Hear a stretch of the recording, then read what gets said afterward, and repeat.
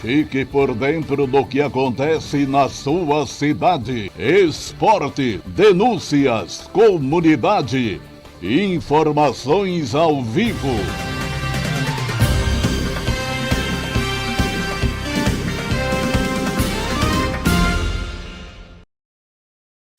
Bom dia, está no ar o Fala Geral, aqui na TV Futuro Natal para todo o Brasil. Nesta sexta-feira santa, sexta-feira da paixão. Como é que está você? Você está bem? Está com sua família? Está em Natal? Está viajando? Você está aonde agora? E atenção, nesta sexta-feira, aqui no Fala Geral, você vai ficar sabendo nas últimas pesquisas para o Senado da República em cada estado brasileiro. Você está onde? Qual é seu estado? Em instantes, aqui no Fala Geral. Os números para o Senado da República. Lembrando que este ano você votará em 2 senadores. Em instantes, as pesquisas aqui no Fala Geral. E o Rio Grande do Norte está indefinido. 84994618915 é o nosso WhatsApp para você fazer o programa comigo. Padre Paulo Ricardo de Azevedo Júnior. Padre Paulo, e esta sexta-feira santa, Padre? Estamos na sexta-feira santa, Tríduo Pascal. Algumas pessoas pensam que a sexta-feira é o segundo dia do Tríduo Pascal, mas na verdade continuamos no primeiro dia. Um dia que começou no anoitecer da quinta-feira e que termina se precipitando na morte de Jesus. Os discípulos têm que rapidamente tirar o corpo dele da cruz, porque ele precisa ser enterrado antes que o sol se ponha e apareça a primeira estrela, porque aí se encerra a sexta e começa o sábado. O sábado, que é o segundo dia do Tríduo Pascal e que é um dia alitúrgico, ou seja, um dia em que não se celebra nada, porque Jesus jaz em silêncio no túmulo. A Sexta-feira Santa, ela, para nós, tem um significado todo especial. Por quê?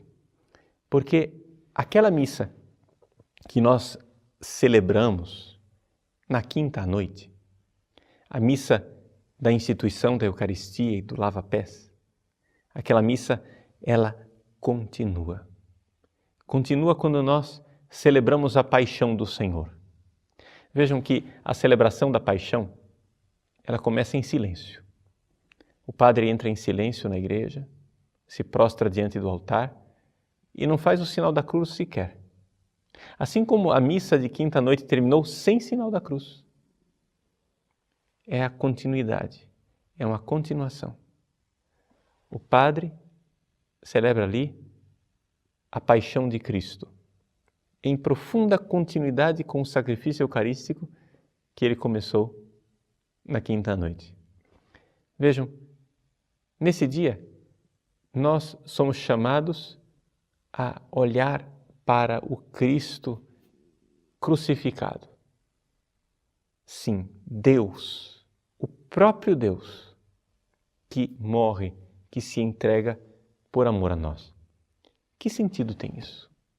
Algumas pessoas, ainda com uma certa mentalidade derivada dos exageros dos reformadores protestantes, como Lutero, por exemplo, têm uma tendência de achar que Jesus, na cruz, estava ali pagando pelos nossos pecados.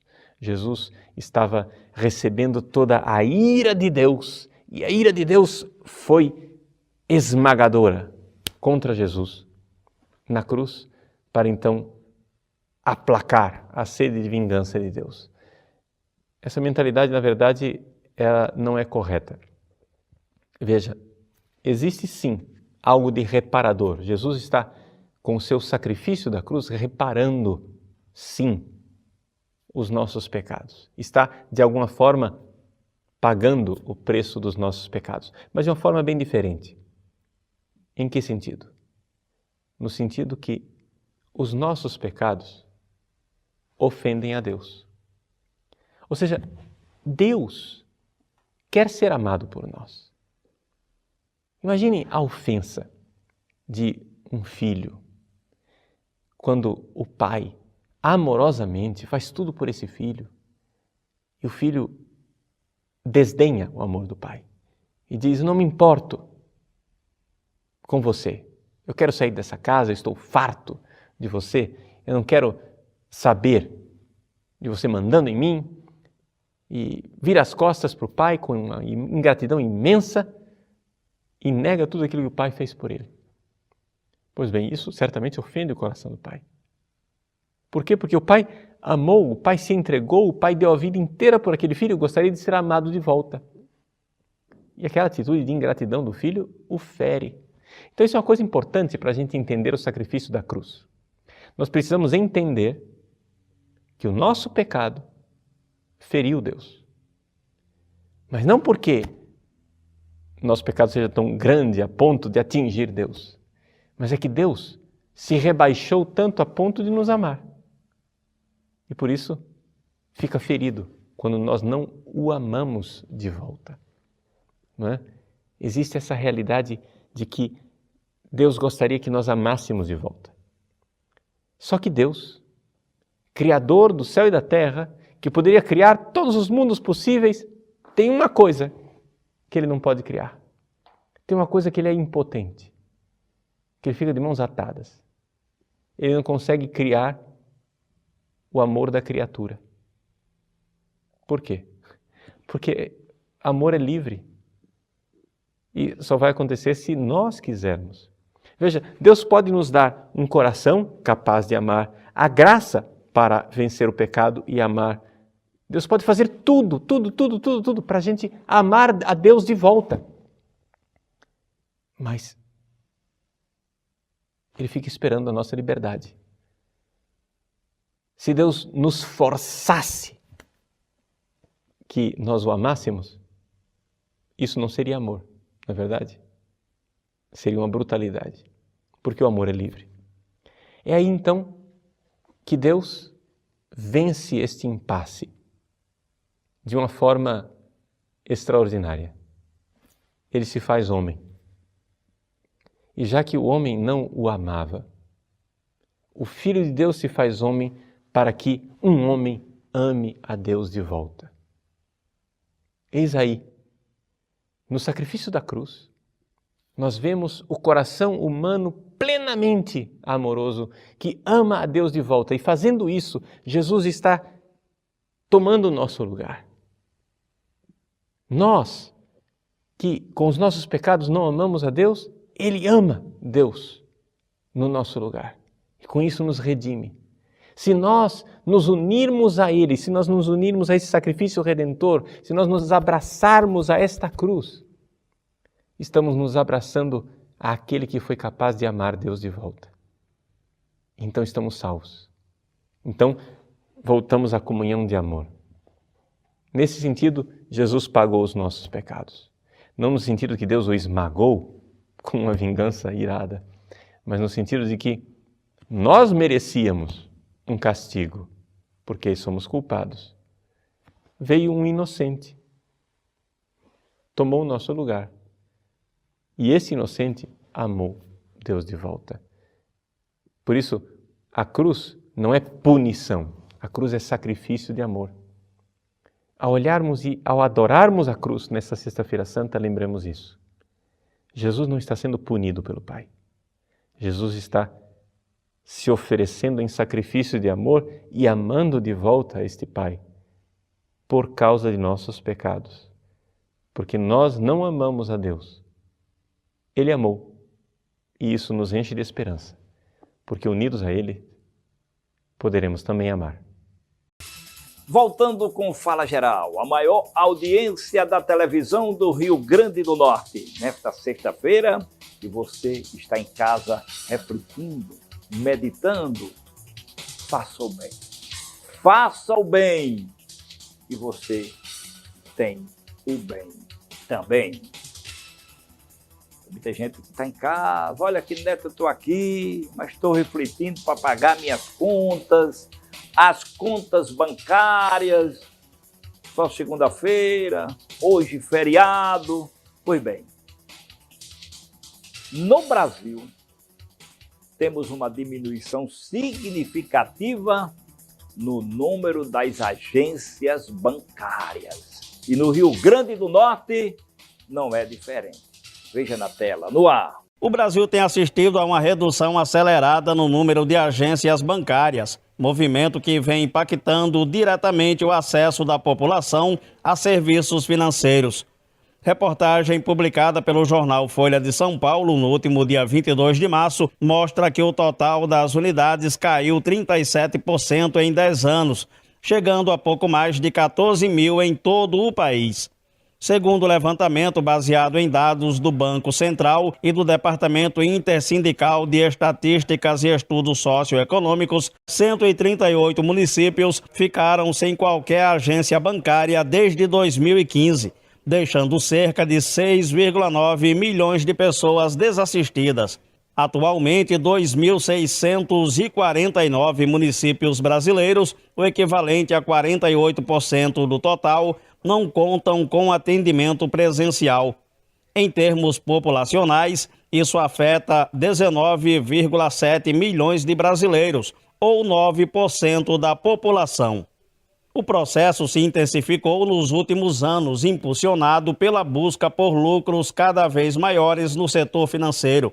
Ao todo, quase 6 mil agências tradicionais fecharam as portas, enquanto os bancos passaram a investir em atendimento remoto e em unidades voltadas a públicos de maior renda.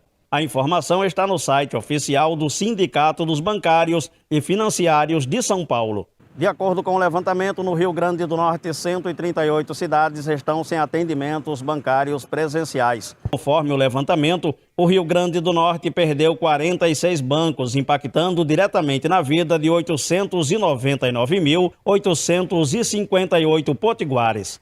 Os dados revelam que, em 2015, 10 municípios contavam com atendimento bancário presencial e ficaram sem o serviço porque contavam com apenas uma agência bancária cujas atividades foram encerradas ao longo da década. Ipanguaçu, Jardim de Piranhas, Santana do Matos, Governador de Cerrosado, São José de Campestre, Afonso Bezerra, Acari, Florânia, Martins e Pedro Avelino. Somada, a população que deixou de ter acesso ao atendimento presencial no período é de 109,6 mil habitantes. Lamentavelmente, isto tem acontecido. E muitas agências que fecharam pela insegurança. Quantas agências bancárias já foram explodidas neste Brasil de meu Deus? E principalmente aqui no Nordeste e no Rio Grande do Norte.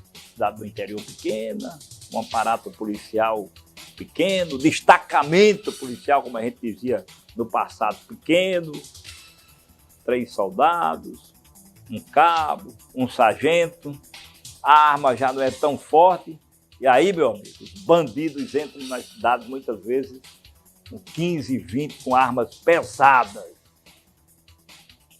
e fazem o rapa, explodem, arrombam cofres, levam cofres, isto acontece.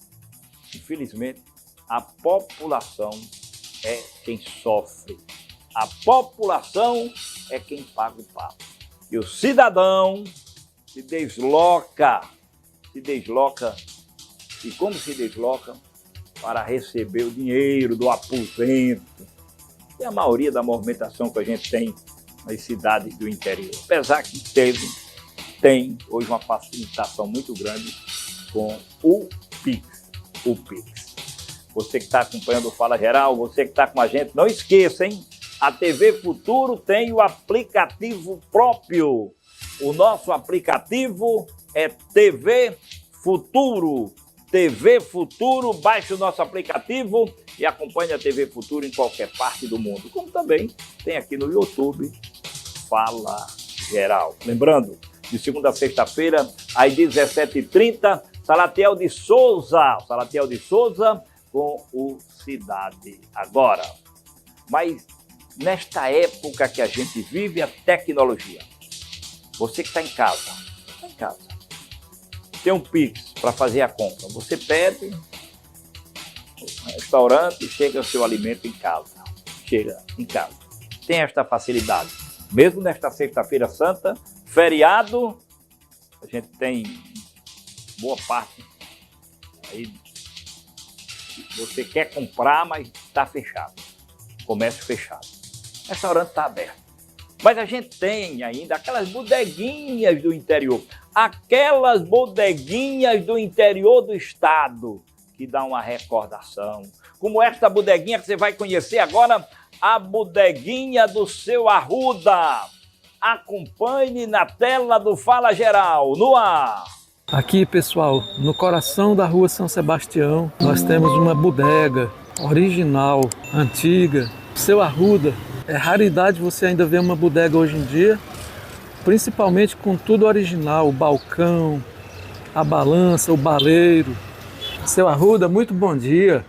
Bom dia, meu senhor. Como está o senhor, seu Eu Arruda? estou bem, graças a Deus. Apesar de estar numa idade cansada, mas estou vivendo, né? Tudo é de Deus. Graças a Deus, né? Graças a Deus, né? Eu queria saber, o senhor já trabalha nessa loja aqui há quanto tempo, seu Arruda? Aqui é 60 anos, mas a minha vida foi pesada. Eu trabalhei de carreteiro, carregando carro, 16 anos. 16. Aí não aguentei mais, aí precisei nessa rendinha aqui. Estou pelejando, né? Tá pelejando. Pelejando aqui, graças a Deus. Apesar de estar meio idoso, 83 anos já. Eu sou de 1942. Olha aí, rapaz. Tem muita história. Meu sofrimento foi grande, carreteiro, criando 10 filhos, criei tudinho, nunca enganei ninguém, nunca precisei. Só eu e a Gê trabalhando, a minha esposa trabalhou também.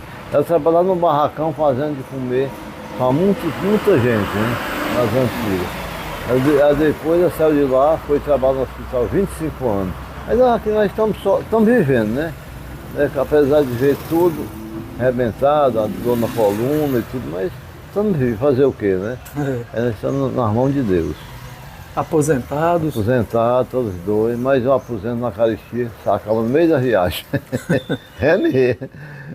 A gente ainda chama essa loja aqui de bodega, seu Arruda, ou não? É bodega ainda. É bodega ainda, né? Não é cantina, é bodega. E É porque tem tudo, a farinha, o feijão, né, o arroz, a rapadura, o tijolinho, essas coisas assim.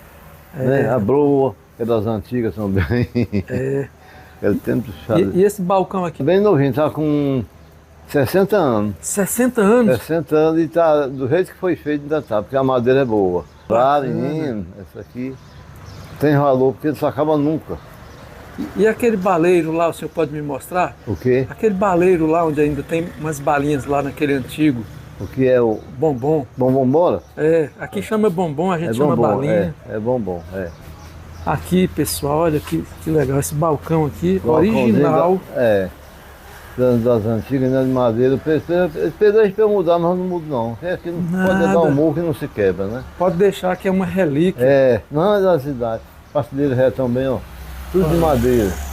E no tempo não existia esse negócio de plástico, nem nada, tudo Que legal, gente, original, viu? Não, 60 anos nesse mesmo ponto? 60 anos nesse mesmo ponto. Mas a gente só sai quando morrer. Não tem outra saída não, né? Pois é, deixa eu ver aqui o baleiro, né? Este é das antigas também. Das pessoal. antigas, 60 anos. Só que isso aqui tá do mesmo jeito, não tem defeito, olha. Que legal. Não entra velho. mosca, não entra nada, aqui é zelado. Tem balinha piper? Tem. Ainda existe? Existe aqui o pipe, esse verdinho, vê aqui. Nossa, gente. Mel de abelha, até que o pipe é verdinho, Tá aí. ó. Realmente. Existe, Pois é. E uma cachaçinha, né, senhor? A cachaçinha pé de serra, muito boa. Ela sendo com raiz de pau para remédio, para toda dor. Eu não fico bom da dor porque eu não bebo cachaça. Mas senão era bom de eu ficar. Mas é tudo desse jeito, ó. Cachaça cheia de raiz dentro que é para remédio. Eles adoram, os mais idosos, né? Sim. Adoram. A geladeirinha também já é um pouco antiga. É quase tá vestido da minha idade, nunca deu prego, ó. Da sua idade, senhor? Deve ser da minha idade. Puxa vida, olha aí. Milagre de Deus é grande. É isso aí. Protege a gente. Como foi a sua vida além disso aqui? Minha vida era sofrida. Eu comecei na lava, né? Aí da lá passei para trabalho de carreteira, carregando carro, extremo. Mas escapei, não se diz, não. Criou 10 filhos, seu Arruda? 10 filhos. Olha só. O senhor quer atender? Se o senhor quiser parar para atender, pode, viu? Na bodega do seu Arruda, o tempo senta pra conversar. Um sorriso abre a porta, ninguém tem pressa pra fechar. Entre um gole e uma risada, a vida aprende a andar devagar. Na bodega do seu Arruda, eu sempre volto pra me lembrar. O rádio chiando modinha. O milho do Mucunzá tá aqui. Prontinho. Qual o preço de 1 quilo? É, R$7. Tem coloral também. Coloral. É uma sobrevivente, né? Uma bodega dessa. Não, eu não queria sair daqui porque se eu sair, pra mim piora muito pra minha saúde, né? Meus amigos conversam, né? Fica numa boa. E se nego for sentar na cadeira de roda, aí fica triste. É. Aí muito mais pior, adoece mais. Aqui eu sinto a dor na coluna, mas anda pelejando, né? E enquanto eu puder me pelejar, andar. Sempre vem uns amigos visitar o senhor. Vem, já veio gente filmar aqui também, do Rio de Janeiro e tudo, pra levar pra lá pra ver as pasteleiras das antigas. Olha aí que Eles legal. podem levar, mas elas são velhas, mas é eu que foi quem fiz, né? Pode ser antiga, mas é de boa qualidade. É de boa né? qualidade. Ave Maria, isso acaba nunca. Dentro da murro aqui que estronda, mas não quebra. Aham. Se fosse de vidro, né? Oh, Ou de alumínio, qualquer outra besteira, né?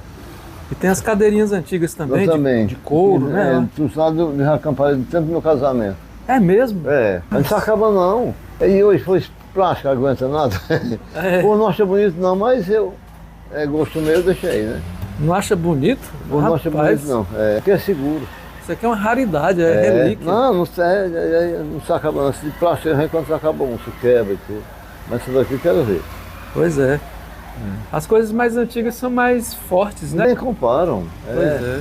É porque eles fazem falsificado que é para no instante vender outro, não se acabar de vender outro.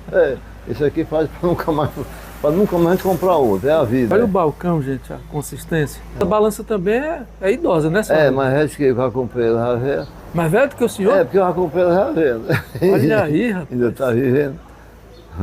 É um pequeno museu. Exatamente, é um pequeno museu. O senhor vende uns queijos aqui também, Queijinho, fabricado por aqui por perto. É da região mesmo. Certo. Olha esse queijinho. É o famoso queijo coalho. Queijo quadro. É da região mesmo. Aí o preço desse, seu Arruda, é por unidade ou quilo? É o quilo, 35. 35. Aí de vez em quando vem umas pessoas aqui e tomam uma. Não, aqui esse balcão ele tá aqui, ó, onde ele sacode a cachaça aí, ó. Bebe, sacode o resto aí, pô. Não posso dizer nada, que é freguês, né? Se você não vem mais. O álcool faz conservar a madeira. Eu acho que não tinha acabado, né? Fosse água não, né? Mas álcool. É mesmo. E ainda vende aquele fumo de rolo? Não, agora Não, né? só desse aqui de saco. Ah, sim. Desse aqui é encortadinho, é bom pra... Eles mascam ele e fuma. Aham. Tá vendo? Olha só. É. Muita gente ainda, né, seu Arruda? Não, a maior parte do povo, desses vai tudinho. Prefere Eu gosto esse aí. dele, que esse aqui tem sabor, dizendo ele. Aham. Mata mais depressa. E o senhor usa não, né? Não, nossa, nunca fumei. Olha que bom. Nunca fumei, nunca bebi. Por isso que eu sou resistente. Na isso minha idade, aí. com 80 anos, ainda estou na luta, porque eu sou desafiado dessas coisas. Aham.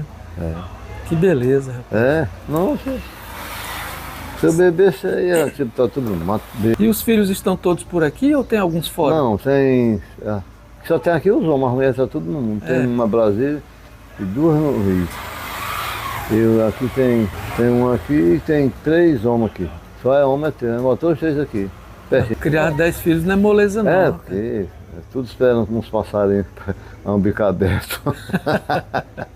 Para dar de comer e nós tínhamos que ralar. Mas não faltava nada não, porque nós éramos trabalhador. O gente que nós fazia, só vendia momono. Sim. O feijão, o milho, não vendia, não gastava para engordar pouco, aquele negócio. Aí aqui quando o senhor não está atendendo, fica sentado ali na cadeira. Sentadinho é porque é cansado, na minha idade dá para isso, né? Fica observando o movimento, né, senhor? Movimento, tudo, eu vendo os amigos para mim, tá tudo bem. E se eu parar é pior. Acredita? Muita gente diz, deixa não. Só deixo quando só deixo quando eu não conhecer mais dinheiro. Eu não conhecer mais dinheiro aí, eu já tenho, né? É isso Quando aí. eu estiver conhecendo, né? Faz parte da vida. Ele fica mais, renova mais, fica, né? Fica mais pé. Se a mufino não é pior, mesmo. Se a mufino vai dormir em pé, não dá certo não. O senhor vende fiado aqui com aquele caderninho? Nossa, só tem dois ali. Dois, né? É por causa dos aposentados, aí a gente tira todo dia, né? Mas dá tudo certo. Tem nada lapado aí que. Tu não sabe o mundo, né? E hoje, na época de hoje. Nas antigas não tinha não, mas hoje tem. Hoje tem. Aí tem um cabreiro medonho, quer escapar sem trabalhar. Pois é, rapaz. Infelizmente acontece. Acontece, mas ninguém vai matar, né? Vai deixa pra lá, ganha outro, aí leva. Né? Tranquilo. Mas Deus tem para lidar, né? É, Deus tem que me ajudar. Nas prateleiras antigas, poeira contando o verão, 60 anos de história guardados em cada garrafão. Tem umas fotos ali na parede, é da família, né, senhor? Da família, Uhum. Quer dizer que aqui é a bodega e a casa do senhor a casa também? é cabeça baixa aí. Sai na avenida outra, é comprida. Uhum. Na outra avenida lá. Que bom que o senhor não precisou pagar aluguel, né, rapaz? Não, graças a Deus. Eu fiz a pé de B até comprar esse canchinho para não pagar aluguel. Tem até vacina da gata, 25 de setembro de 2021. Foi. Olha ali, pessoal. Porque pra não me esquecer, que o rei é meio esquecido, né? Eu botei. É como se fosse uma agenda ali, um lembrete, rapaz. É, mas eu boto aí, que é de ano em ano, aí quando tem um ano. Antigamente já chegou algum bêbado chato aqui que ficou... Chegou um aqui, bebeu um, e tacou o copo no chão, tá aqui.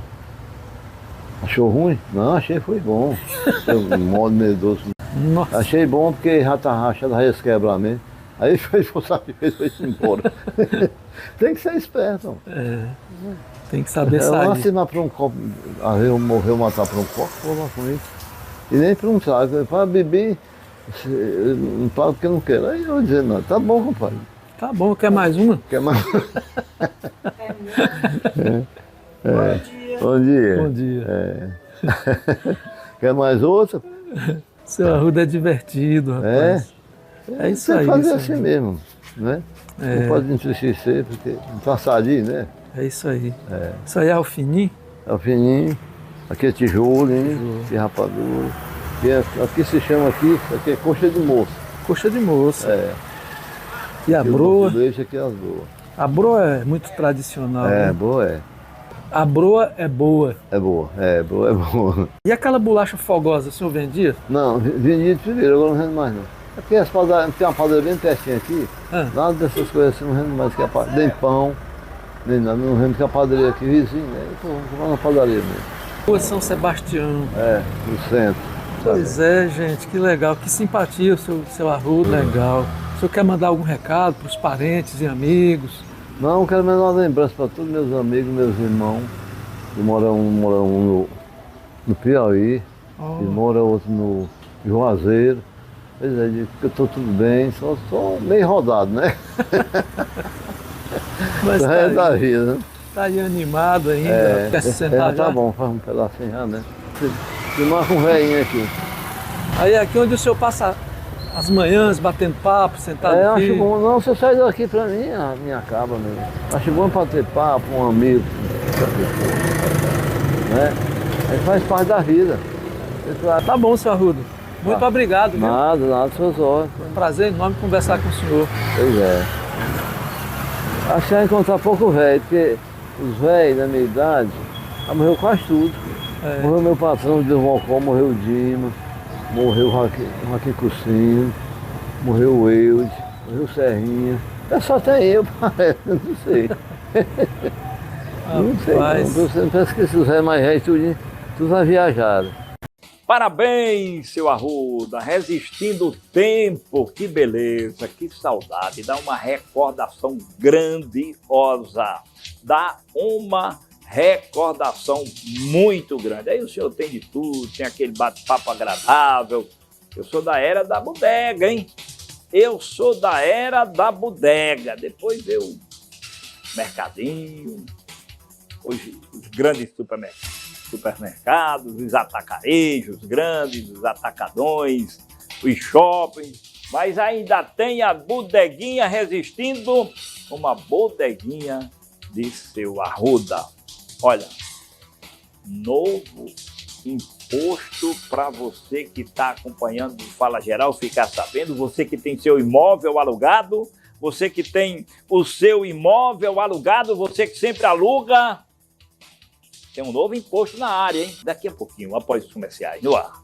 Fique por dentro do que acontece na sua cidade. Esporte, denúncias, comunidade, informações ao vivo.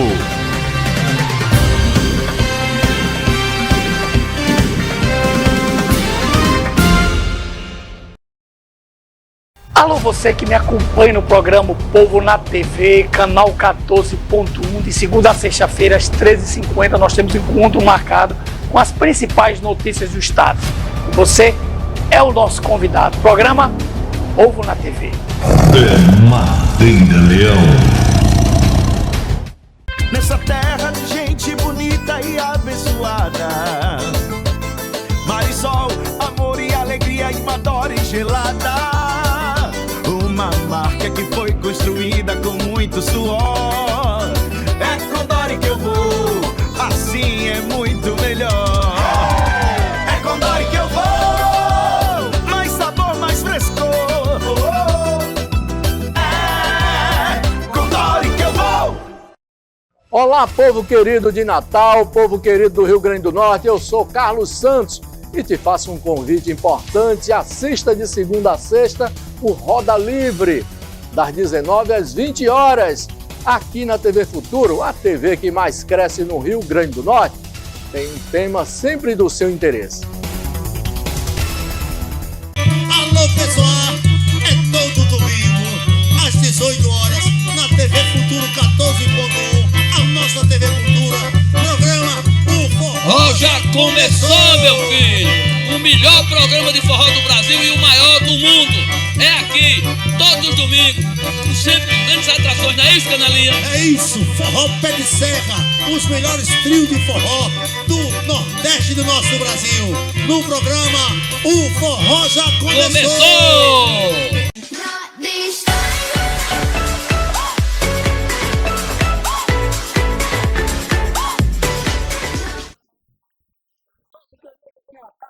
O Rio Grande do Norte não perca neste sábado e neste domingo, às 10 ao meio-dia. Universo Musical, programa que traz para você muita alegria, animação, sucesso. É aquele programa com você aqui no 14.1, TV Futuro, a TV que mais cresce no Rio Grande do Norte. Neste sábado e neste domingo, e 10 ao meio-dia, Universo Musical.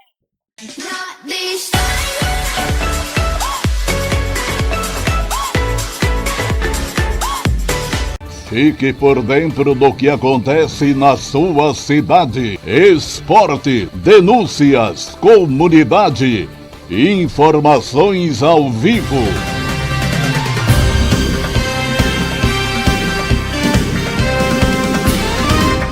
Olha, novo imposto para você que está acompanhando o Fala Geral ficar sabendo, você que tem seu imóvel alugado, você que tem o seu imóvel alugado, você que sempre aluga, tem um novo imposto na área, hein? Coloca na tela, no ar. De acordo com as novas regras, a tributação pela contribuição sobre bens e serviços e pelo imposto sobre bens e serviços deve atingir principalmente proprietários com maior volume de imóveis alugados. Para ser enquadrado nesse modelo, é necessário possuir mais de 3 imóveis locados e ter renda anual com aluguéis superior a R$ 240 mil. Quem não se encaixar nesses critérios continuará sendo tributado apenas pelo imposto de renda, como já acontece atualmente. A expectativa da Receita Federal é que as mudanças contribuam para tornar o mercado de locação mais organizado e até favorecer a redução no custo dos aluguéis ao longo do tempo. Pela primeira vez, as imobiliárias vão começar a emitir notas fiscais. Vão entrar dentro de uma tributação fiscal que antes não existia. É um período ainda inicial de tributação a partir do IVA, do IBS e do CBS, e que vai pegar justamente os grandes, as grandes imobiliárias, assim, os negócios maiores, deixando, pelo menos inicialmente, os menores ou aqueles contratos de curta duração de fora. Isso é um dos pontos que se espera, uma redução aí de 70% com relação à questão de tributação, com relação a esse novo método de tributar os aluguéis a partir de 2026 e efetivar isso em 2027, que é realmente o período para se efetivar de vez esse processo do imposto sobre o valor agregado sobre os aluguéis. Além da nova forma de tributação para grandes proprietários, a reforma também traz mudanças nas regras dos contratos de aluguel, com exigências que buscam dar mais segurança tanto para quem aluga quanto para quem é proprietário do imóvel. Entre as novidades estão a obrigatoriedade de contratos com cláusulas mínimas, definição clara do valor do aluguel e da forma de pagamento, além da limitação de apenas uma garantia por contrato. As imobiliárias, existe um cadastro de usuários e um cadastro de imobiliárias, que vão atender justamente os critérios de grandes, primeiramente grandes imobiliárias, ou grandes credores, como chama, ou grandes fornecedores de aluguéis, e os médios também, e a maneira vai ser primeiramente pegar esses grandes imobiliários. Primeiramente isso, depois para uma transição, que isso vai correr o ano 2026 inteiro, para depois chegar em 2027 e efetivar isso, inclusive, para os outros tamanhos. Mas agora, primeiro serão enquadrados nas grandes imobiliárias, nos grandes empreendedores do setor de aluguéis. A implementação das novas regras será gradual e faz parte do processo de adaptação do sistema tributário brasileiro às mudanças aprovadas na reforma tributária. Meu Jesus, onde danado a gente vai parar com tanto imposto, tanto imposto, tanto imposto? O cidadão trabalha só para pagar imposto nesse país. Imposto por cima de imposto, enquanto aí a farra acontece, dinheiro jogado pelo ralo, pelo lixo. Lamentavelmente, esta é a realidade. E o trabalhador, salário mísero, salário pequeno. O empregador, aquele honrado, honesto, que é um microempresário, também está sofrendo. E como está sofrendo, que além dos impostos, sempre tem novas regras. E eu chamo a atenção de você, trabalhador. Eu chamo a atenção de você, empregador. Novas regras para o empregador. Coloca na tela, no ar. Empregadores devem ficar atentos. Com as novas regras da NR1, algumas posturas do ambiente de trabalho agora serão tratadas como fatores de risco psicossociais, o que pode envolver situações que ameaçam a saúde mental do trabalhador. O Ministério do Trabalho e Emprego preconizam 3 fatores. Dentre eles estão metas abusivas, jornada exaustiva, comunicação conflitante entre a equipe, assédio moral e assédio sexual. O levantamento dos fatores de risco psicossociais são esses que vão ser avaliados no ambiente de trabalho. E é uma coisa que é importante destacar, que algumas empresas não estão compreendendo de fato como se dá esse levantamento, acham que é por questões psíquicas individuais. E desde sempre o Ministério do Trabalho e Emprego diz que não. A gente vai atuar na questão do contexto do ambiente, para diagnosticar o que o contexto, baseado nesses fatores de riscos psicossociais, podem potencializar ou causar adoecimentos psíquicos. Diante de uma nova realidade, onde as questões psicológicas estão cada vez mais em evidência, o Ministério do Trabalho decidiu implantar esse novo olhar dentro das empresas. A coisa começou a mudar de 2024 para cá, quando entrou em vigor a Lei de Saúde Mental. E agora, com essa atualização, os critérios vão ficar mais duros. É o que afirma esta técnica em segurança do trabalho. Essa atualização, ela se deu pelas questões de saúde mental terem crescido tanto no pós-pandemia, né? A Previdência começou a perceber que até tempo atrás ela tinha um cuidado com as pessoas que tinham questões de acidente ósseas, né? Traumas que eram visíveis e que eram tratados com um determinado tempo, mas que curto. Já a questão de saúde mental, ela demanda um tempo maior. Então, isso começou a onerar, né, a Previdência. Então, a Previdência percebeu que precisava de uma atualização, de algo que pudesse ser feito para que as empresas entendessem a necessidade e viessem a identificar, classificar e tratar as questões de saúde mental no ambiente de trabalho. O prazo para que as novas atualizações sejam colocadas em prática começa a valer a partir do dia 26 de maio deste ano de 2026. Caso a empresa deixe de cumprir algum ponto, o Ministério do Trabalho poderá intervir. Desde maio de 2025, né, as empresas elas tinham que estar se adequando às questões de saúde mental, fazendo esse trabalho. Porém, a partir de maio de 2026, aí as penalidades, de fato, elas vão começar a acontecer e elas são muito variáveis, né? Desde multas, né, ações. Os prejuízos para as empresas eles são inúmeros, né? A gente costuma dizer que empresa prevenida, né, empresa boa, ela se antecipa para que ela não venha a chegar numa correção, mas que ela possa vir a trabalhar numa prevenção. A norma regulamentadora número 1 se encontra bem detalhada neste guia criado pelo Ministério do Trabalho e Emprego. Aqui é possível encontrar orientações voltadas para empregadores e trabalhadores. Se assim preferirem, as empresas também poderão contar com reforços extras para implantar as novas regras. Além da questão da conformidade com a nova NR1, é importante que as empresas despertem para o bem-estar e a qualidade de vida do próprio funcionário, né? Porque se não houver um ambiente saudável, um ambiente tranquilo para esse funcionário exercer sua função, muitos funcionários acabam saindo das empresas por conta de não haver um lugar adequado para exercer sua função.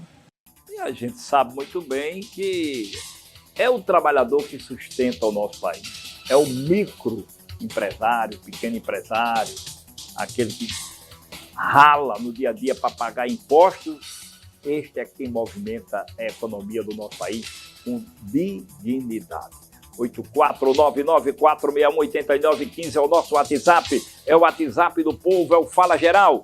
Lembrando a você, de segunda a sexta-feira, aqui na tela da TV Futuro, você tem Cidade Agora com Salatiel de Souza, às 17h30, das 17h30 às 19 horas.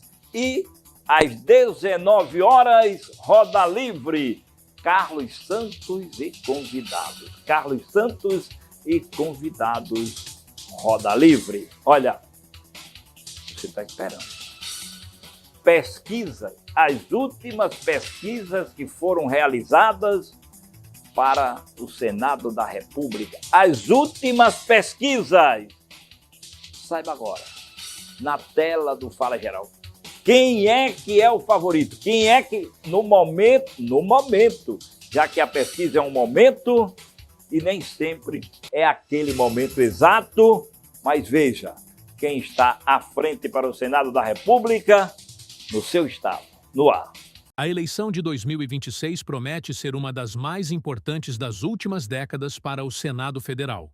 Isso porque, além da eleição presidencial e das disputas pelos governos estaduais, os brasileiros também irão escolher 54 dos 81 senadores, ou seja, 2/3 de toda a composição da Casa. Para entender melhor esse cenário, nós analisamos uma série de pesquisas eleitorais realizadas em diversos estados brasileiros, observando quem são os nomes que aparecem na liderança das disputas para o Senado em 2026. Começando nossa análise pela região Centro-Oeste, Nós iniciamos pelo Distrito Federal. E antes, vale lembrar quais são os senadores que estão encerrando seus mandatos em 2026. E no DF são Isalci Lucas, do PL, e Leila Barros, do PDT. Quando olhamos para os números mais recentes das pesquisas de intenção de voto, quem aparece na liderança é a ex-primeira-dama Michele Bolsonaro, do PL, que registra 23%. Logo atrás, aparece o atual governador do Distrito Federal, Ibanez Rocha, do MDB, com 19%.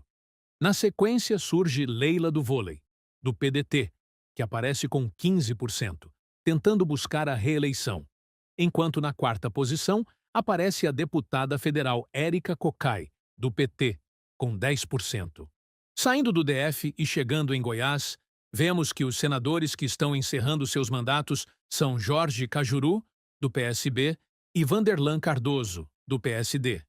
E quando analisamos os números mais recentes, quem aparece liderando a corrida é a primeira-dama do Estado, Gracinha Caiado, do União Brasil, com 24,3%. Logo atrás, aparece o deputado federal Gustavo Gayer, do PL, com 11,8%. Na terceira posição surge o atual senador Vanderlan Cardoso, do PSD, que registra 8,2%, enquanto Jorge Cajuru, do PSB, aparece com 6,3%, buscando espaço para tentar renovar seu mandato. Agora seguimos para Mato Grosso. Neste estado, os senadores que estão em fim de mandato são Carlos Fávaro, do PSD, e Jaime Campos, do União Brasil. Quando olhamos para os números das pesquisas, quem aparece com ampla vantagem é o atual governador Mauro Mendes, do União Brasil, que lidera com 40,5% das intenções de voto.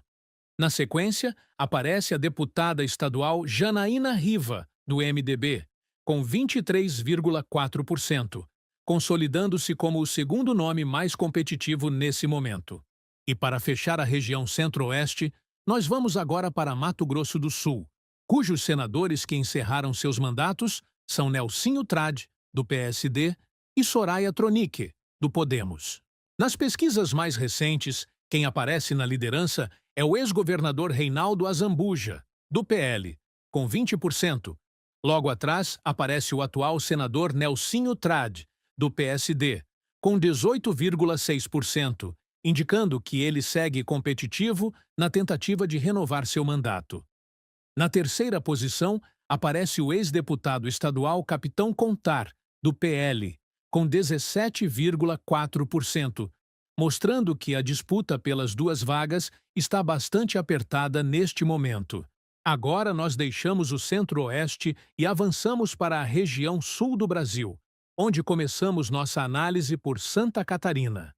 E antes de olhar os números das pesquisas, vale lembrar quais são os mandatos que chegam ao fim em 2026, que em Santa Catarina são Esperidião Amin, do PP, e Ivete da Silveira, do MDB, que ocupa a cadeira deixada por Jorginho Melo.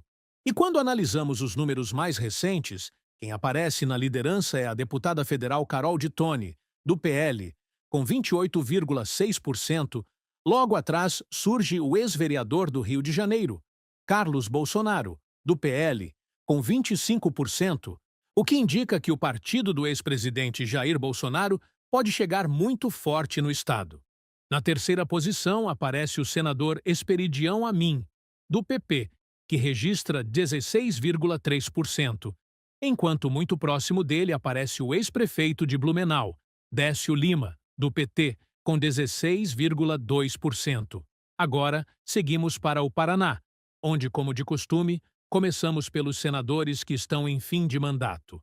Neste caso, são Flávio Arns, do PSB, e Oriovisto Guimarães, do PSDB, indicando que as duas cadeiras podem ser renovadas na próxima legislatura. E quando olhamos para os números das pesquisas mais recentes, quem lidera é o ex-procurador da Lava Jato, Deltan Dallagnol, do Novo, que registra 25,4%. Na sequência, aparece a jornalista Cristina Graemel, do União Brasil, com 19,5%. Em terceiro lugar, surge o deputado federal Zeca Dirceu, do PT, com 12,2%, enquanto o também deputado federal Felipe Barros, do PL, também registra 12%.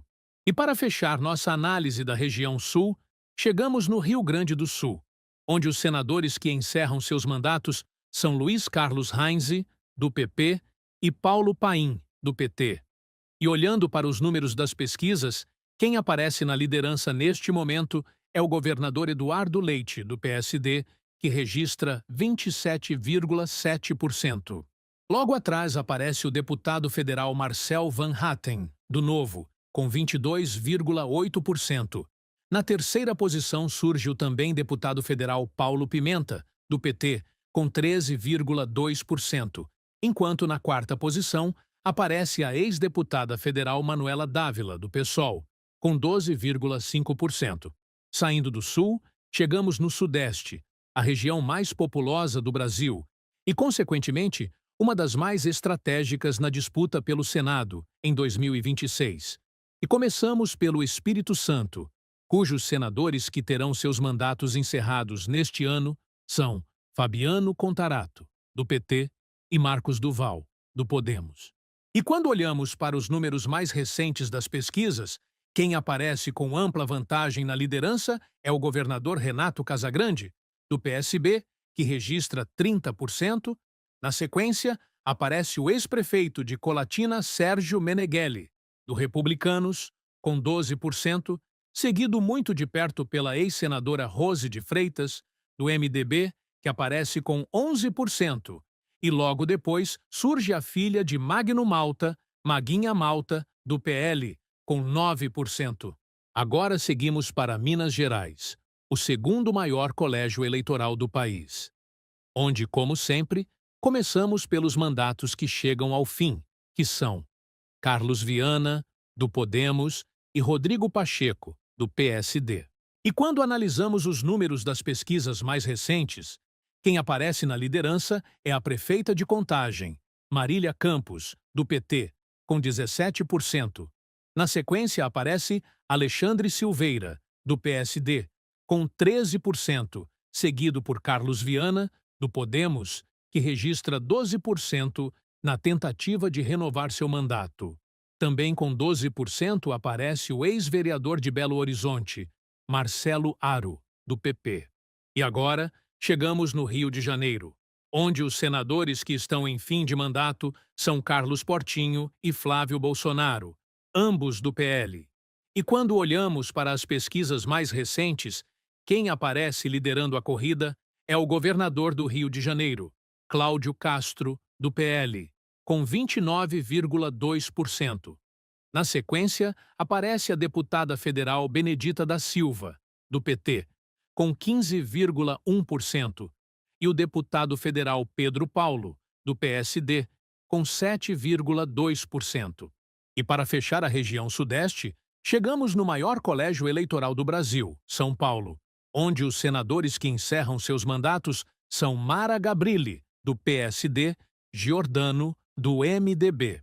Agora, olhando para os números das pesquisas mais recentes, quem surge na liderança é o ministro da Fazenda Fernando Haddad, do PT, com 36,5%. Logo atrás, aparece a ministra Marina Silva, da Rede, com 31,3%. Na terceira posição, surge o deputado federal Guilherme Derrite, do PP, com 29,9%, enquanto o vice-prefeito de São Paulo, Coronel Melo Araújo, do PL, fecha a lista com 20,3%.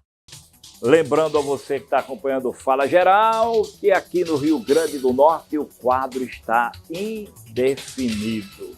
O quadro está indefinido porque ainda tem candidato, preste bem atenção, poderá não ser candidato, o outro que não é, poderá disputar a eleição. Mas acompanhe agora, na tela do Fala Geral, a indefinição para o Senado da República no Rio Grande do Norte. No ar. Agora nós chegamos à região Nordeste, uma das regiões politicamente mais dinâmicas do país e que terá 18 cadeiras em disputa no Senado em 2026. E começamos pelo estado de Alagoas, onde os senadores que estão em fim de mandato no estado são a doutora Eudócia, do PL, e Renan Calheiros, do MDB. Quando analisamos os números mais recentes, na liderança surge o prefeito de Maceió, JHC, do PL, com 25,5%. Logo atrás, aparece o deputado federal Alfredo Gaspar, do União Brasil, com 23,9%. Em seguida, vem o senador Renan Calheiros, do MDB, que registra 23%, seguido do ex-presidente da Câmara dos Deputados, Arthur Lira, do PP, que marca 22,4%. Agora seguimos para a Bahia, cujos senadores que encerram seus mandatos são Ângelo Coronel, do PSD, e Jacques Wagner, do PT. E quando analisamos os números das pesquisas mais recentes, quem aparece em primeiro lugar é o ministro da Casa Civil, Rui Costa, do PT, com 23,38%. Logo atrás, surge o senador Jacques Wagner, também do PT, com 19,23%, indicando a possibilidade de o partido conquistar as duas vagas.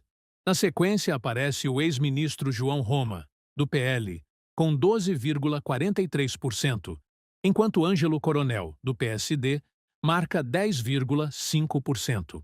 Agora, vamos para o estado do Ceará, onde Cid Gomes, do PSB, e Eduardo Girão, do Novo, encerram seus mandatos em 2026. E quando olhamos para os números das pesquisas, quem lidera é o ex-deputado federal Capitão Wagner, do União Brasil, com 26%. Na sequência surge o ex-senador Eunício Oliveira, do MDB, com 18%. Logo depois, aparecem o ex-deputado estadual Alcides Fernandes, do PL, e o deputado federal José Guimarães, do PT, ambos com 15%. Agora seguimos para o Maranhão, onde Elisiane Gama, do PSD, e o Everton Rocha, do PDT, encerram seus mandatos em 2026. Quando analisamos os números da pesquisa mais recente, quem aparece em primeiro lugar é o atual governador Carlos Brandão, com 37,7%. Na segunda posição, surge a ex-governadora Rosiana Sarney, do MDB, com 8,7%.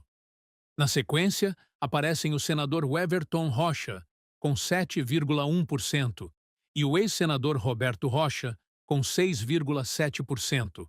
Saindo do Maranhão, chegamos na Paraíba, cujos senadores que perderam seus mandatos em 2026 são Daniela Ribeiro, do PSD, e Veneziano Vital do Rego, do MDB. E quando analisamos os números das pesquisas, quem aparece em primeiro lugar é o governador João Azevedo, do PSB, com 46,7%. Na sequência, aparece o senador Veneziano, do MDB, com 13%. Depois surge o prefeito de Patos, Nabor Vanderlei, do Republicanos, com 6,1%. Chegando no Piauí, os senadores que estão em fim de mandato no estado são Ciro Nogueira, do Progressistas, e Marcelo Castro, do MDB. E quem aparece na liderança aqui é o senador Marcelo Castro, do MDB, com 29%. Na segunda posição, surge Júlio César, do PSD, com 20%. Logo atrás aparece o atual senador Ciro Nogueira, do Progressistas, com 19%.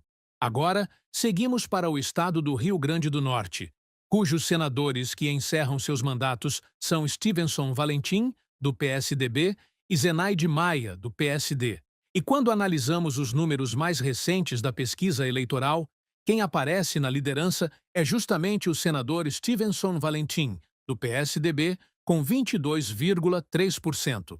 Na sequência, surge o ex-prefeito de Natal, Álvaro Dias, do Republicanos, com 17,6%, seguido pela governadora Fátima Bezerra, do PT, com 15,7%, enquanto o coronel aviador Hélio, do PL, marca 10,4%.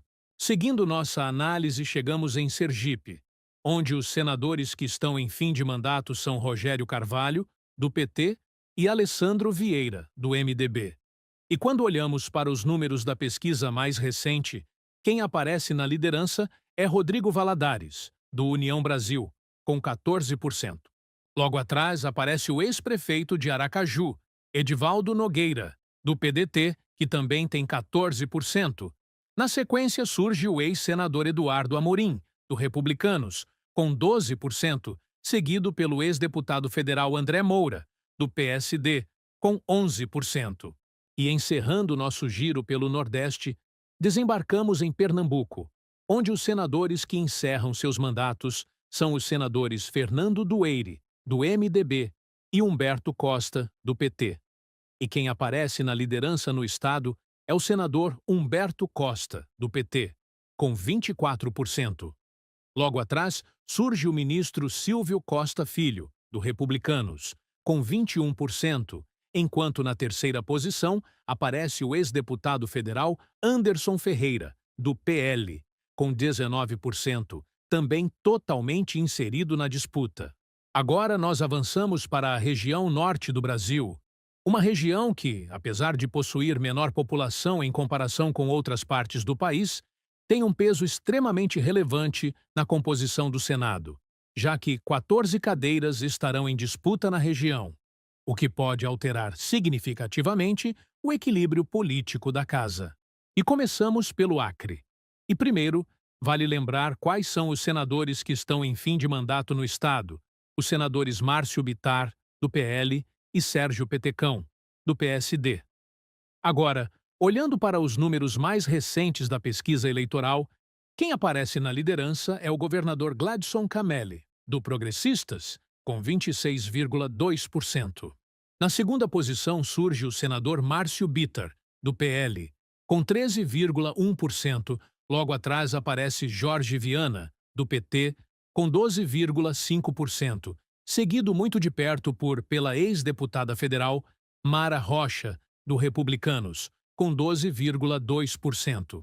Agora seguimos para o Amapá, cujos senadores que encerram seus mandatos são Lucas Barreto, do PSD, e Randolph Rodrigues, do PT.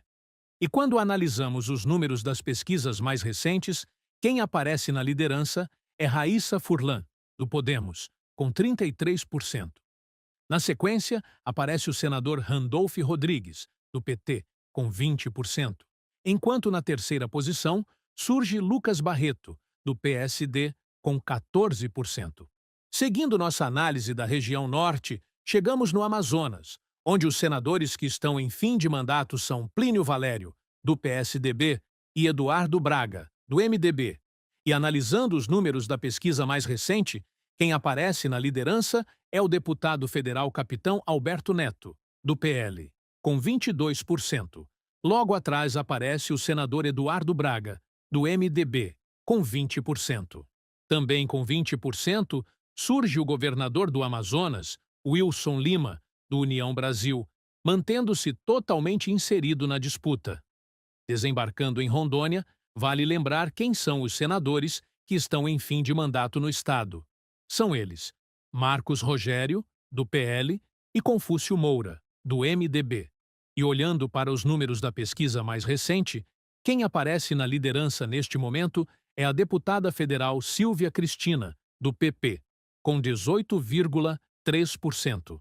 Na sequência surge o senador Confúcio Moura, do MDB, com 14,3%, enquanto logo depois aparece a ex-deputada federal Mariana Carvalho, do PSDB, com 10,1%. Agora seguimos para o estado de Roraima, onde os senadores que encerram seus mandatos no estado são Chico Rodrigues, do PSB, e Messias de Jesus, do Republicanos. E quando analisamos os números da pesquisa mais recente, quem aparece na liderança é a ex-prefeita de Boa Vista, Tereza Surita, do MDB, com 27%. Na sequência, aparece o governador Antônio Denarium, do PP, com 24%, enquanto o senador Chico Rodrigues, do PSB, fecha com 13%, tentando renovar seu mandato. Chegando no Pará, os senadores que estão em fim de mandato no estado são Zequinha Marinho, do Podemos, e Jader Barbalho, do MDB, dois nomes bastante conhecidos da política paraense. Agora, olhando para os números das pesquisas mais recentes, vemos um cenário com uma liderança bastante destacada. Quem aparece na primeira posição é o governador Helder Barbalho, do MDB, com 41%. Na segunda posição, surge o ex-governador Simão Jatene, que está sem partido, com 14%, enquanto o deputado federal, delegado Éder Mauro, do PL, registra 13%. E agora chegamos ao último estado da nossa análise, o Tocantins, cujos senadores Eduardo Gomes, do PL, e Irajá, do PSD, encerraram seus mandatos este ano. E quando olhamos para os números da pesquisa mais recente, quem aparece na primeira posição é o senador Eduardo Gomes, do PL, com 37,13%, enquanto na segunda posição surge o deputado federal Carlos Gaguin, do União Brasil, com 28,25%. Depois de percorrermos todo o Brasil, analisando estado por estado e observando os números das pesquisas mais recentes para o Senado em 2026, algumas tendências começam a aparecer com mais clareza. Em diversos estados, vimos lideranças relativamente consolidadas, com alguns nomes abrindo vantagem nas pesquisas e despontando como favoritos para ocupar uma das vagas em disputa. Por outro lado, também vimos muitos estados onde a disputa permanece completamente aberta, com vários candidatos concentrados dentro de margens muito próximas. E agora eu quero saber a sua opinião. Qual desses cenários você acha que é o mais provável?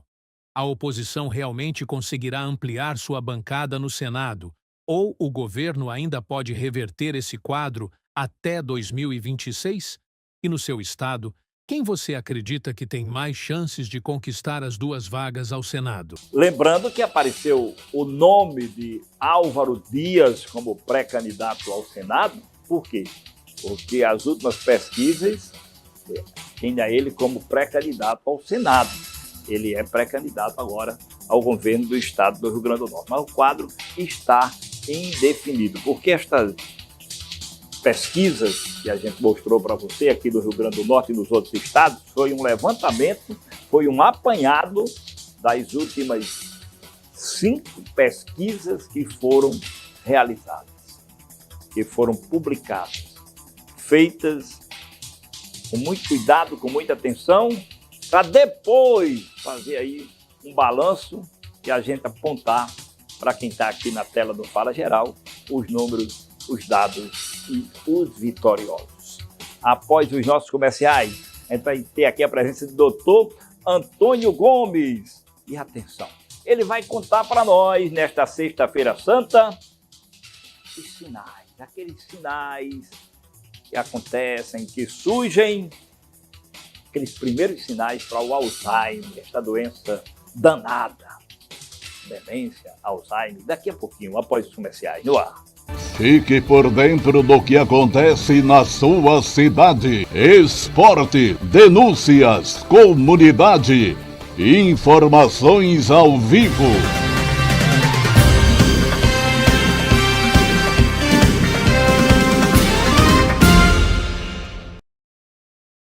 Alô, você que me acompanha no programa O Povo na TV, canal 14.1, de segunda a sexta-feira, às 13h50, nós temos encontro marcado com as principais notícias do estado. E você é o nosso convidado. Programa Povo na TV. Madeira Leão. Nessa terra de gente bonita e abençoada, Marisol, amor e alegria e uma dora gelada. Uma marca que foi construída com muito suor. É com Dori que eu vou, assim é muito melhor. É com Dori que eu vou, mais sabor, mais frescor. É com Dori que eu vou. Olá, povo querido de Natal, povo querido do Rio Grande do Norte, eu sou Carlos Santos e te faço um convite importante. Assista de segunda a sexta o Roda Livre, das 19 às 20 horas, aqui na TV Futuro, a TV que mais cresce no Rio Grande do Norte. Tem um tema sempre do seu interesse. Alô, pessoal, é todo domingo Futuro 14.1, a nossa TV Cultura, programa O Forró Já começou, meu filho! O melhor programa de forró do Brasil e o maior do mundo. É aqui, todos os domingos, com sempre grandes atrações, não é isso, Canalinha? É isso, Forró Pé de Serra, os melhores trios de forró do Nordeste do nosso Brasil. No programa O Forró já começou!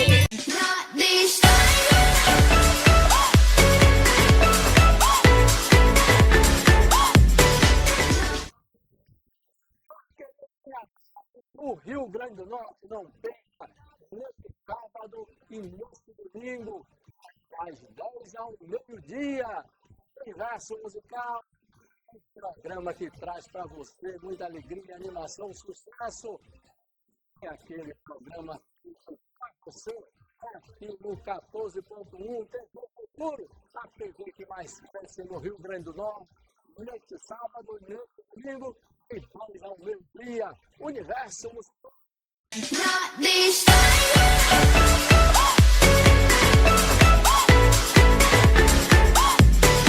Fique por dentro do que acontece na sua cidade. Esporte, denúncias, comunidade, informações ao vivo.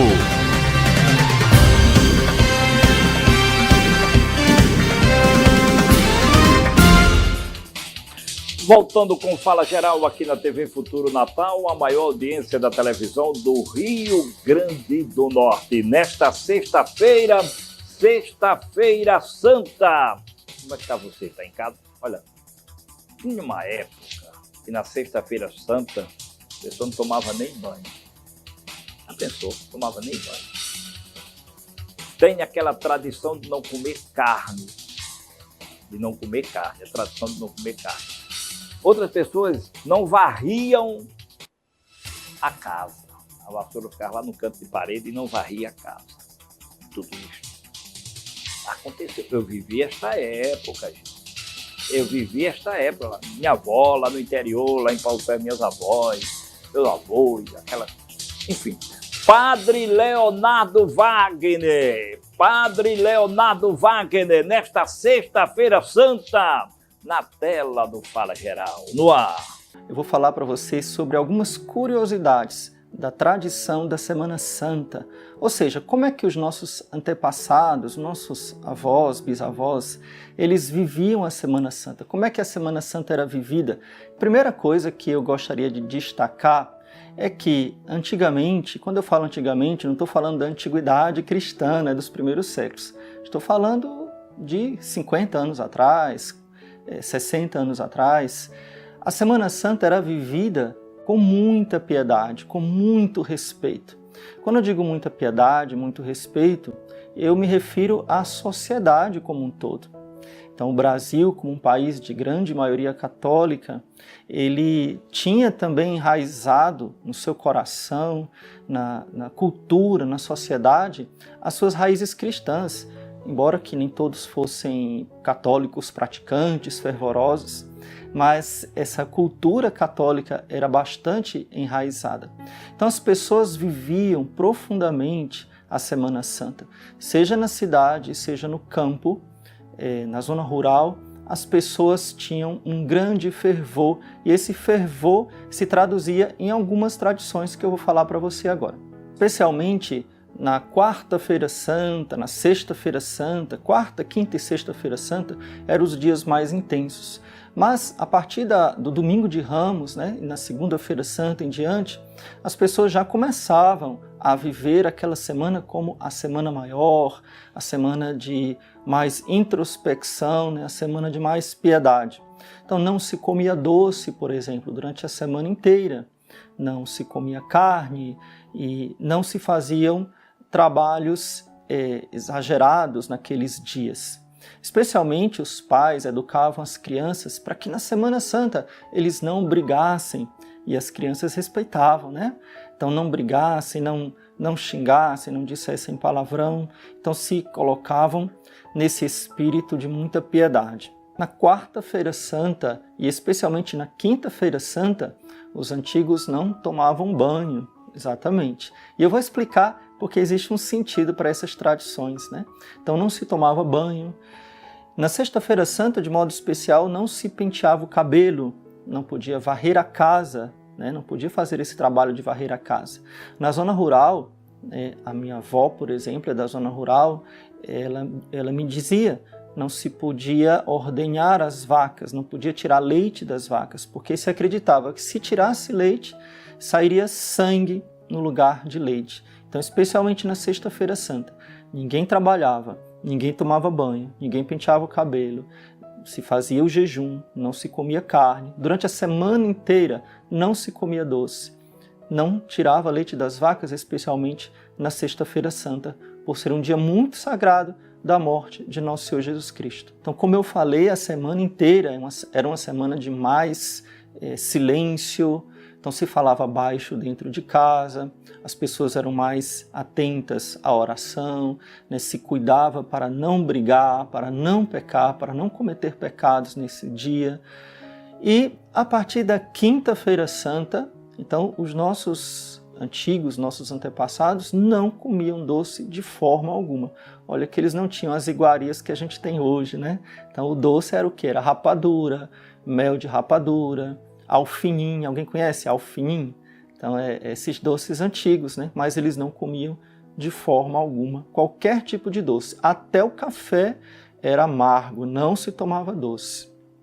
E as senhoras, as mulheres, elas, como um sinal de penitência, elas amarravam um véu na cabeça, né? Um lenço na cabeça.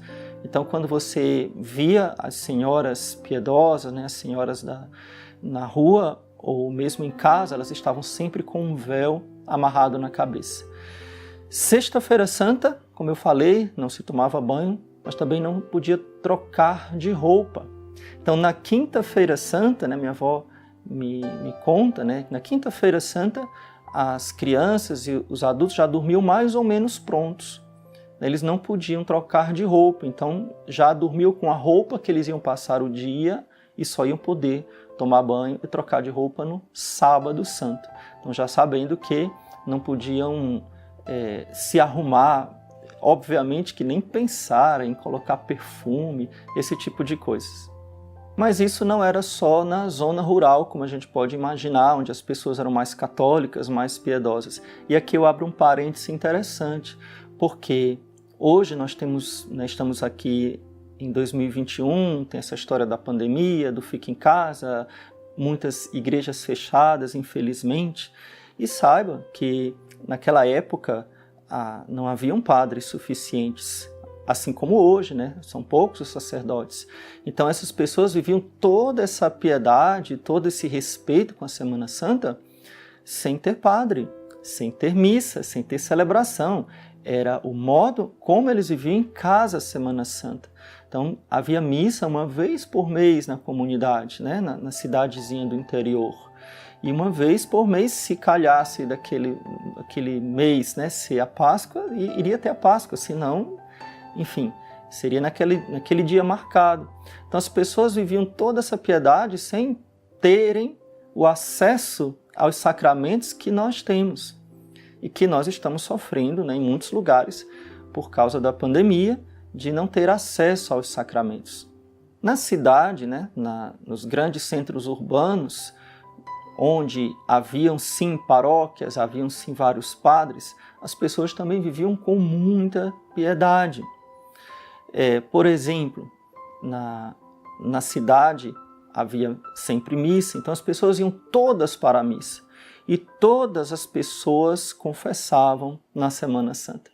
Então, mesmo aqueles católicos indiferentes, aqueles católicos frios que faltavam muito à missa durante o ano, mas na Semana Santa eles se acertavam com Deus, confessavam para comungar na Páscoa. Então, no domingo de Páscoa, todos comungavam. Era o dia em que o padre tinha que dar muita comunhão, porque todos confessavam e todos comungavam. Então, essa experiência de viver a fé católica, nem que fosse por tradição, mas se vivia. Uma coisa que para nós talvez seja muito incrível, mas que verdade acontecia, as rádios não tocavam música. Exatamente. Então, imagine que 50, 60 anos atrás, as músicas eram menos imorais do que são hoje, né? Não tinha essas músicas indecentes que nós temos hoje. Não eram populares esse tipo de música. Mas mesmo assim, as rádios não tocavam música. Não havia programação secular, programação mundana. Então, na quinta e na sexta-feira santa, as rádios tocavam apenas um fundo musical, uma música clássica, um fundo musical, ou músicas católicas, músicas religiosas. Bom, eu não sou idoso, né?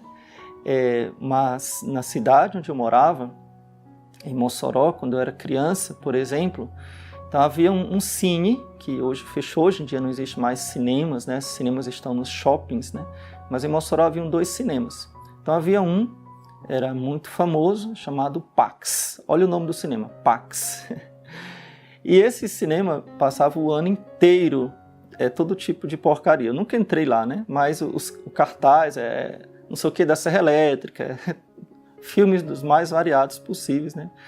E alguns, né, títulos imorais mesmo. Mas mesmo no meu tempo, né? Então, quando era quinta, sexta e sábado santo, nesses dias santos, no Pax passava A Paixão de Cristo. E as pessoas iam assistir no Pax, né, no cinema da cidade, A Paixão de Cristo. Havia outro cinema também, mas eu me lembro desse porque era a rota que eu fazia para ir para a escola, né? Então, esse clima de piedade que nós, infelizmente, perdemos, porque a sociedade foi ficando cada vez mais indiferente a Deus, e da indiferença para o ódio, falta só um passo. E nós já vemos manifestações realmente de ódio contra nós, cristãos, contra a Santa Igreja, contra as leis de Deus, né? Contra os símbolos da nossa fé, infelizmente. Você já tinha ouvido falar dessas tradições da Semana Santa? Ou se você conhece outras tradições locais, né? Eu falei aqui as tradições do Nordeste, mas eu ouvi dizer que essas tradições também tinham no Sudeste e em outros lugares. Na sua terra, a sua avó, a sua bisavó, ou a senhora, o senhor mesmo que está assistindo, lembra de alguma coisa que se fazia na Semana Santa e que não se faz mais? Uma tradição de família? Deus te abençoe. Louvado seja nosso Senhor Jesus Cristo, para sempre seja louvado. Obrigado, Padre Leonardo, muito obrigado. Aqui na tela do Fala Geral, nesta sexta-feira santa. Como é que tá? Você vai viajar? Cuidado, olha, cuidado, todo cuidado é pouco com as estradas. Se for dirigir, não beba. Se beber, não dirija. Tem aquela do vinho, tem gente, vou tomar um vinho, um copo de vinho, apenas um copo de vinho, outro copo. Quando a fé tem um garrafão daquele de 18 litros, tem ingerido, aí pega o carro, vai dirigir. Não dá certo, não faça isto. Não faça isto. Reflita, medite, tenha calma, tenha paz, reze, ore, para que o mundo encontre a paz. Esse mundo que está tão violento, é a guerra na Ucrânia, a guerra Israel, Irã, os Estados Unidos, já está refletindo aqui em nós o preço dos alimentos, o preço dos combustíveis. Está faltando combustíveis em muitos países. O Irã apertando o cerco, o Estreito de Hormuz, onde os navios passam, os navios cargueiros com os combustíveis, com o petróleo, tem uma proibição, só passa quem ele quer, quem ele não quer, enfim, fica aguardando. Quem é doido? Olha, conheça o Estreito de Hormuz, agora na tela do Fala Geral, no ar. Imagine um dos corredores marítimos mais importantes do planeta se transformando em um tabuleiro de xadrez submarino. De um lado, o poder naval dos Estados Unidos. Do outro, submarinos iranianos escondidos em águas rasas, prontos para agir. É nesse cenário que surge o que analistas já chamam de o pesadelo naval de Trump. O Estreito de Hormuz é estreito, congestionado e vital. Cerca de 1/5 de todo o petróleo comercializado no mundo passa por ali diariamente. Qualquer instabilidade nessa região afeta mercados, alianças e decisões militares globais. Foi justamente para esse ambiente que o presidente Donald Trump decidiu enviar o grupo de ataque do porta-aviões USS Abraham Lincoln, acompanhado por destroyers, cruzadores e apoio aéreo. O objetivo oficial: dissuasão e demonstração de força. Mas essa decisão também aproximou perigosamente duas doutrinas militares opostas. Enquanto os holofotes estavam voltados para o porta-aviões americano, o Irã teria ativado uma de suas cartas mais estratégicas, sua frota submarina. Informações de inteligência indicam o deslocamento de submarinos de ataque da classe Fateh e dos submarinos da classe Gadir para dentro e ao redor do Estreito de Hormuz. Diferente dos grandes submarinos nucleares americanos, essas embarcações iranianas não foram projetadas para longas patrulhas oceânicas, mas sim para emboscadas em águas confinadas, exatamente o tipo de cenário do Golfo Pérsico. O Fateh é um submarino diesel-elétrico semipesado, com cerca de 593 toneladas, desenvolvido para missões costeiras ofensivas.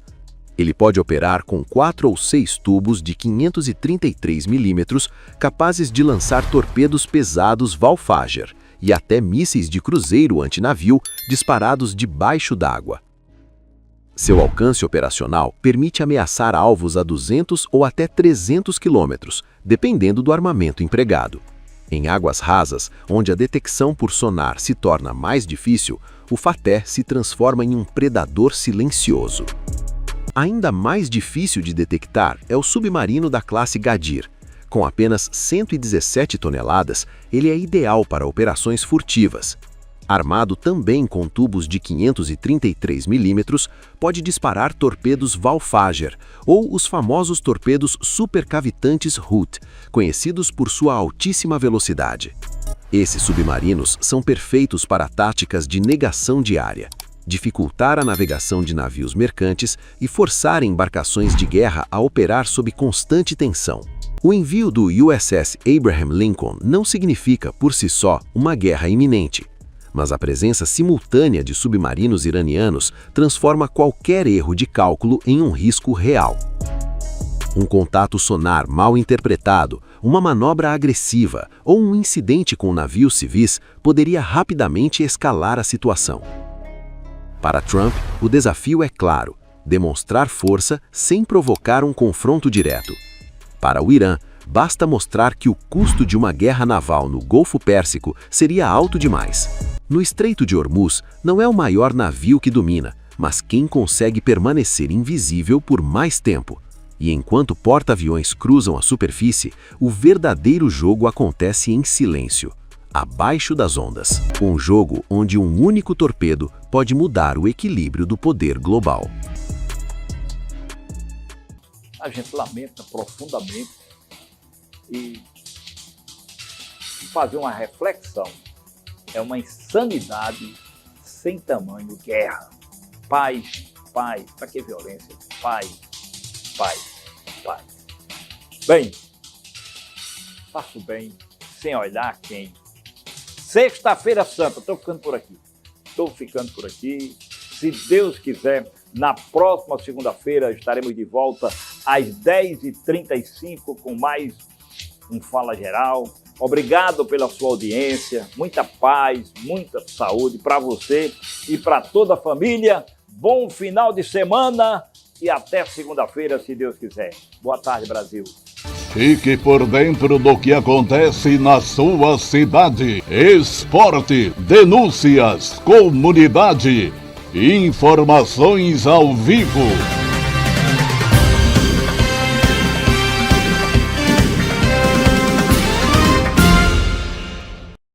Olá, povo querido de Natal, povo querido do Rio Grande do Norte, eu sou Carlos Santos e te faço um convite importante. Assista de segunda a sexta o Roda Livre, das 19 às 20 horas, aqui na TV Futuro, a TV que mais cresce no Rio Grande do Norte. Tem um tema sempre do seu interesse.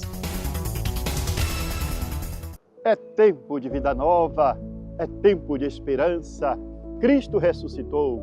e enche o coração de toda a humanidade de uma renovada esperança, que não se dissipa com o tempo, vencendo a morte e renovando a vida. Que Jesus Cristo ressuscitado, presente no meio de nós, o abençoe. Em nome do Pai, e do Filho, e do Espírito Santo. Amém. Feliz Páscoa para você e toda a sua família.